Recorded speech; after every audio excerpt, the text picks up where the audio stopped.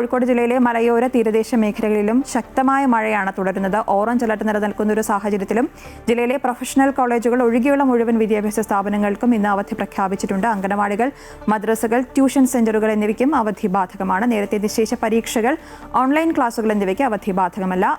M Ragesh ഉണ്ട് വിശദാംശങ്ങളുമായി. രാഗേഷ്, നിലവിൽ കോഴിക്കോട് ജില്ലയിൽ എങ്ങനെയാണ് ഒരു മഴയുടെ സാഹചര്യം? തീരദേശ മേഖലയിലടക്കം ശക്തമായ മഴ തുടരുന്നൊരു സാഹചര്യം എന്നാണ് മനസ്സിലാക്കുന്നത്.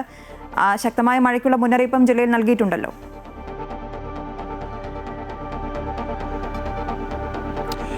കോഴിക്കോടേക്ക് വരികയാണെങ്കിൽ കോഴിക്കോട് ഇന്നലെ അർദ്ധരാത്രി മുതൽ തന്നെ മഴയ്ക്ക് നേരിയ ശമനമുണ്ട്. നഗരത്തിലെ വെള്ളക്കെട്ടുകളുണ്ടായിരുന്ന പല ഭാഗത്തു നിന്നും വെള്ളം ഒഴിഞ്ഞു പോകുന്ന സാഹചര്യവുമുണ്ട്. അതേസമയം തന്നെ കക്കയം ഡാം നേരത്തെ തുറന്ന പശ്ചാത്തലത്തിൽ അത്തരത്തിൽ താഴ്ന്ന പ്രദേശങ്ങളുണ്ട്.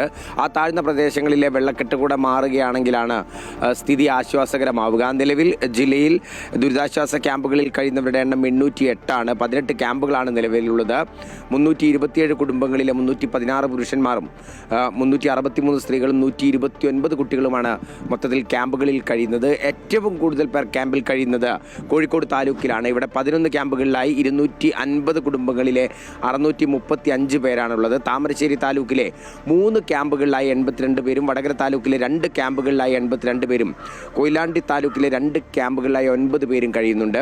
ഈ ദുരിതാശ്വാസ ക്യാമ്പുകളായി പ്രഖ്യാപിച്ചിട്ടുള്ള സ്കൂളുകളെല്ലാം തന്നെ, അല്ലെങ്കിൽ അത്തരത്തിലുള്ള വിദ്യാഭ്യാസ സ്ഥാപനങ്ങൾക്കെല്ലാം തന്നെ നേരത്തെ തന്നെ ജില്ലാ കലക്ടർ അവധി പ്രഖ്യാപിച്ചിരുന്നതാണ്. ഇതുകൂടാതെയാണ് ഓറഞ്ച് അലർട്ട് നിലനിൽക്കുന്ന സാഹചര്യത്തിൽ ജില്ലയിലെ പ്രൊഫഷണൽ കോളേജുകൾ ഒഴികെയുള്ള മുഴുവൻ വിദ്യാഭ്യാസ സ്ഥാപനങ്ങൾക്കും ഇന്ന് അവധി പ്രഖ്യാപിച്ചിരിക്കുന്നത്. അംഗനവാടികൾ, മദ്രസകൾ, ട്യൂഷൻ സെന്ററുകൾ എന്നിവയ്ക്കും അവധി ബാധകമാണ്. നേരത്തെ നിശ്ചയിച്ച പരീക്ഷകൾ, ഓൺലൈൻ ക്ലാസുകൾ എന്നിവയ്ക്ക് അവധി ബാധകമല്ല എന്നുള്ള കാര്യവും അറിയിച്ചിട്ടുണ്ട്.